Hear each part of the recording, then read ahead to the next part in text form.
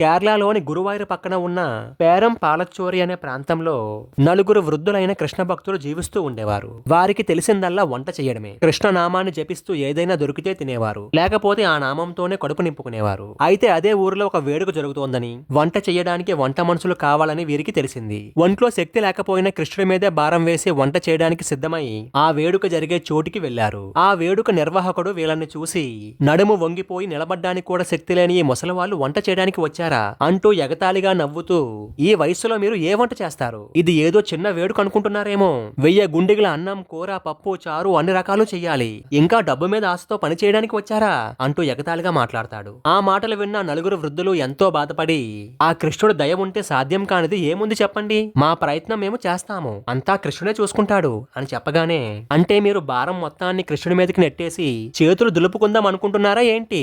మీ బదులు కృష్ణుడు వచ్చి వంట చేస్తాడా? ఇది మీ శక్తికి మించిన పని. మీ మీద నాకు నమ్మకం లేదు, ఇక్కడి నుంచి వెళ్ళండి అని చెప్పగానే, అయ్యా ఒక్క అవకాశం ఇవ్వండి, ఇది వరకు ఎన్నో లక్షల మందికి వంట చేసిన అనుభవం మాకుంది అని అనగానే, సరే చూస్తాను, తేడా వచ్చిందంటే ముసలి వాళ్ళని కూడా చూడను, జాగ్రత్తగా చేయండి అంటాడా నిర్వాహకుడు. మరునాడు ఉదయం తెల్లవారుజామున 3 గంటలకి పక్కనే ఉన్న చెరువులో స్నానానికి వెళ్తారా నలుగురు వృద్ధులు. అప్పుడే వాళ్ళకి అంతకు ముందే పరిచయం ఉన్న నాగోరి బాబు అనే బాలుడు ముఖం కడుక్కుంటూ కనిపిస్తాడు. ఆ నలుగురు వృద్ధులు ఆశ్చర్యంతో, ఓ నాగోరి, నువ్వెప్పుడొచ్చావు ఇక్కడికి అని అడుగుతారు. అప్పుడా బాలుడు, నిన్న రాత్రి మీరు ఇక్కడికి వంట పని చేయడానికి వచ్చారని తెలిసింది.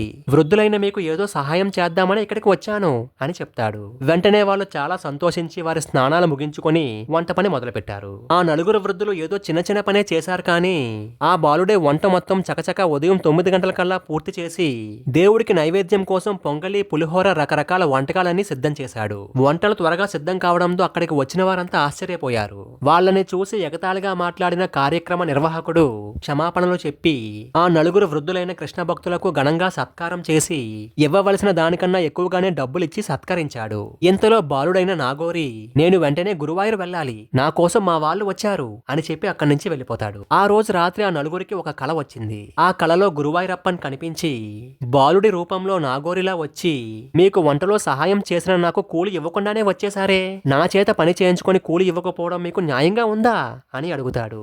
ఆశ్చర్యం ఏమిటంటే అందరికీ ఒకేలాంటి కళ వచ్చింది. వృద్ధులైన నలుగురు కృష్ణ భక్తులు ఆనంద బాష్పాలు రాలుస్తూ గురువాయూరప్పని కీర్తిస్తూ జరిగిన లీలను అందరికీ వివరిస్తూ తన్మయత్వంలో గురువాయూర్ చేరి స్వామివారికి కూలిగా తమకు వచ్చిన దానిలో ఒక భాగాన్ని సమర్పించారు. ఆ సంఘటన మూలంగా ఇప్పటికీ కూడా ప్రతిరోజు 1000 గుండెగల నైవేద్యాన్ని చేసి గురువాయూరప్పరికి ఇప్పటికీ పూజలు చేస్తూ ఉన్నారు.